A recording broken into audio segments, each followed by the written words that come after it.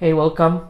In this video I'll be working on this Juniper chinensis, typical nursery stock bush. It has been in this pot for at least a couple of years. It's, as you can see, very ugly. In the beginning the idea was to bend this to try to compress the typical rocky mistake of always trying to follow this model that you get to see all the time in bonsai. We will look for an angle change. I will then unwire this tree, the remaining of wire that it still has. I will work on deadwood further. I will then protect the branches and move them to the new position that we will discuss and wire it.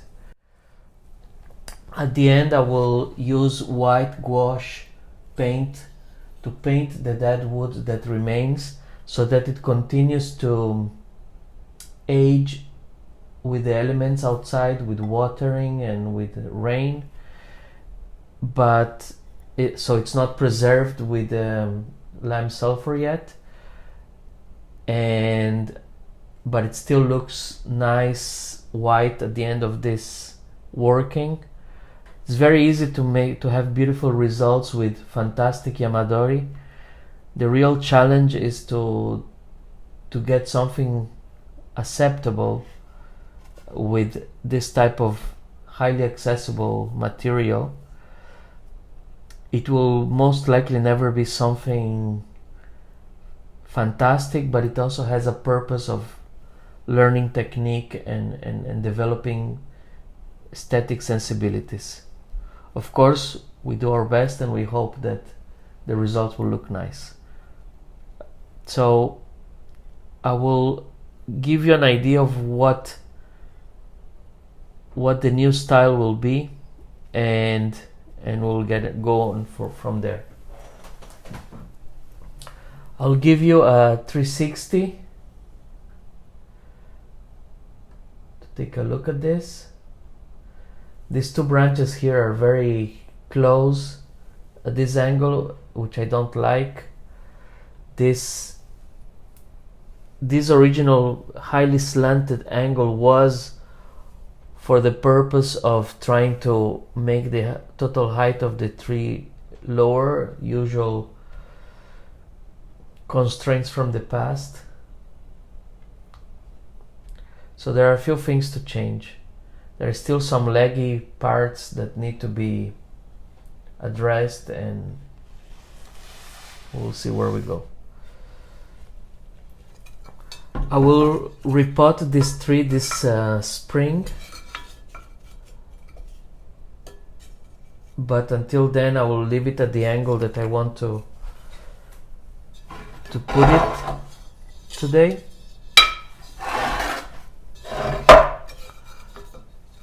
And I will show you what it is and discuss why.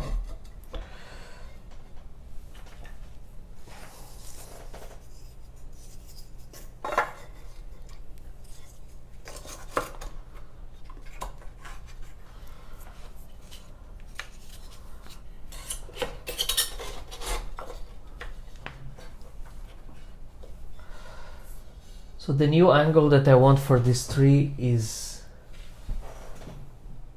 about there.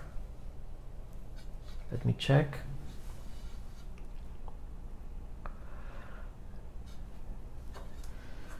Yes. So the idea is that this is just past horizontal, just past vertical towards this side. These branches are now in completely different places. This branch here can be used now as a defining branch, coming here somewhere. One of these branches will be removed, maybe the front one, and then these two will be used as defining branch. We will see. And this branch here now will go to the back and frame this deadwood behind here. And this is perhaps the most dangerous move. It's a big bend. This is fairly flexible, but I will still protect with raffia and Temflex. Move this to the front, and this will be the back branch. And this branch here will come here, and the apex will be built with this here. In terms of decision of angle and position, the objective thing to do is to choose the best base, the best line. This doesn't have much of a base to go on, but perhaps there will be some roots here that we'll find when we repot this. All this part here can be killed, even if there are live roots now. There is a big gene already here on the back, and we will further extend this deadwood to show from the front and take and include this line here. This will not impede the live vein that comes here right in the front. So you want to see the live vein and the interaction with the deadwood on a juniper, and we'll see how it goes. All right, so now I will unwire and work on the deadwood on a time lapse, and we'll discuss then further in a moment. Don't stop.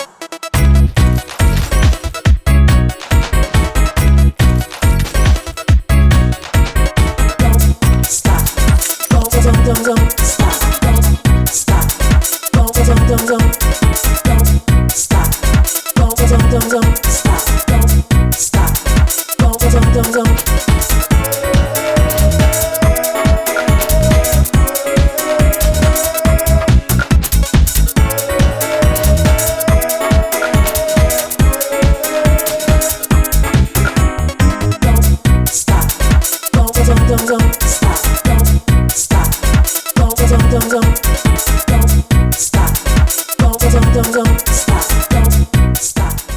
This is the result of the deadwood work.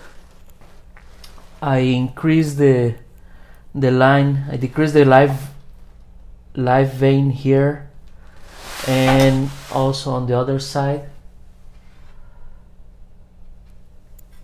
And I left a little bit here of bark in a section where it's not really needed. I'm still not entirely sure if it adds or not, but I have a feeling that it adds an additional volume to the trunk at the base and gives an impression of a stronger base and more taper. For now it will stay in, but afterwards we may remove it. The main tools that I used are this scraper Rudiban that Mauro Stenberger uses, and I think a friend of his from Italy sells. You can buy it at Superfly Bonsai in Harrisburg. Well, another tool that I use a lot is this one, which is called a scorp. This is a left-handed scorp, but you have also right-handed scorp. It allows you to get into crannies and remove really precisely the bark around. Now I will proceed to paint with white gouache this deadwood, and what this will do is give the appearance as it is old and white from lime sulfur treatment without protecting the wood. So the wood will still continue to deteriorate with the elements, but for now it will give a more immediate image of how this will look in the future when it's preserved with lime sulfur. I roughed up some of the extremities of the deadwood so it looks a little bit more natural, and I forgot one here. I'll do now. And in some places that I will show in the inset. Instead of leaving tiny stubs, I rip them off, and that leaves a hole where the branch used to be. For example, this one would be a good candidate, but it's in between the live vein, so I will not touch it. But it leaves the color of where the branch was, and a hole in the middle, and a line, and this gives a very beautiful effect.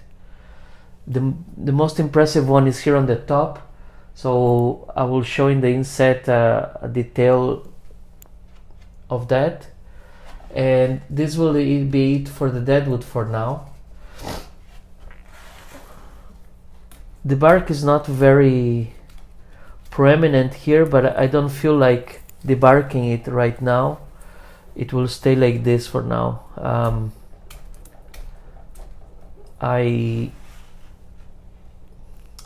I'm slightly concerned that it's too dry at the moment to not cause a lot of damage to the live vein underneath. So now I'll proceed to paint with white gouache the deadwood.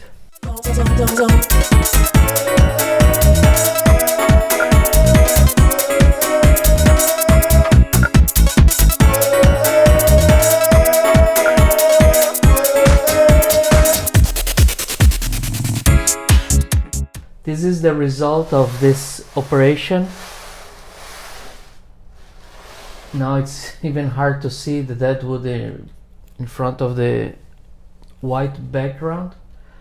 It will become less strikingly white as it dries a bit more. I mixed white gouache with a bit of Suma ink. I could have added a little more ink to make it less whitish. Perhaps the next one I'll put it more. This is a great solution for intermediate results. As it weathers, it will deteriorate, and then I will protect it with lime sulfur. This is a tip that I learned from Michele Andolfo through one of his students. So this is one of the great advantages of being part of the Progressive Bonsai Collective, where I can interact with people that learn from other professionals, and we share the techniques that we learn from each other. It looks more finished now.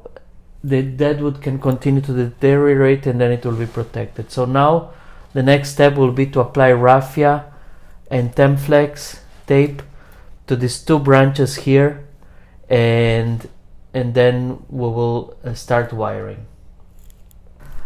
I pre-assemble my raffia in bundles like this, and then when it wet, leave them absorbing water, and then when it's time to use it, I just have to untie it and work with it.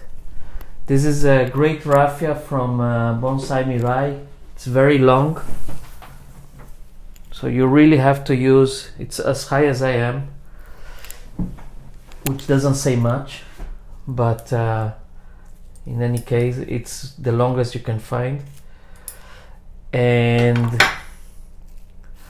the bundles that I don't use, they can dry and be rehumidified in the future. So it's a great way to save time as you're working.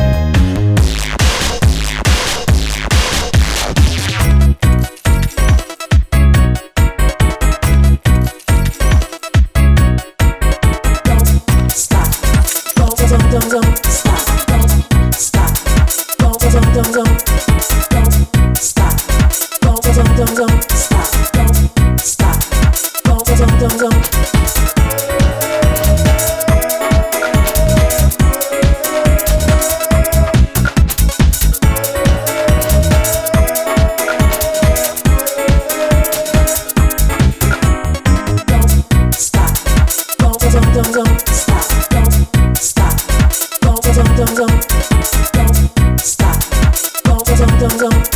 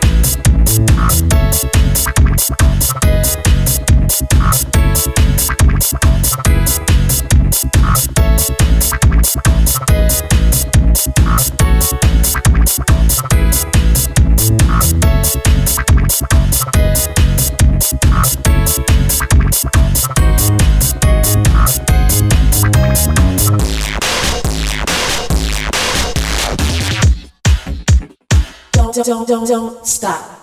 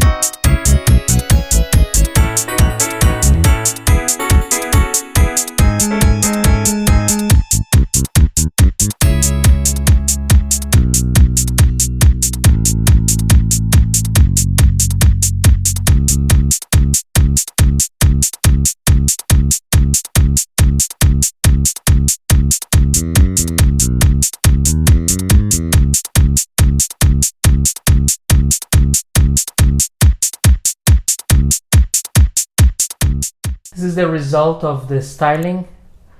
I end up doing several major bends with the help of this contraption here. And in one case, because I'm working alone, I had to hold with aluminum wire the position of this while I put the guy wire. No branches split. They were all protected with the raffia and plastic tape. There are a number of pads and the apex and the back branches, and one of them peeking out on that side of the deadwood just to insinuate some balance, and to cover this negative space.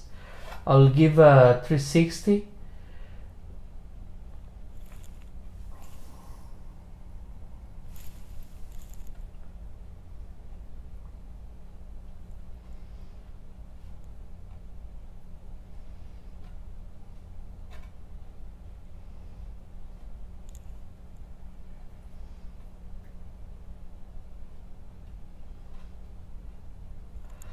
The front is somewhere here. I removed about, I would say, 40% of the foliage, so this may respond with a lot of juvenile growth. We will see. One thing that I did on this was to already start pruning before the fall accumulation of resources for the spring push, so that may make it not push juvenile foliage, because there will be no excess of energy pushing all to a small amount of foliage. We will see if this is true, and we'll see how this tree develops in the future. But I'm quite happy with the drastic change of design. I'm still not quite sure if I should remove this section of bark that I left for the sole purpose of adding some thickness to the base. I will make a cement pot that will fit the root mass here, and this will be repotted this spring. I don't expect having to do any root work. I will almost slip pot. I will just rough out the edges of the root system so that the soil, the new and the old soil, mesh together. So this is for now. Thank you for watching, and until the next one, bye bye.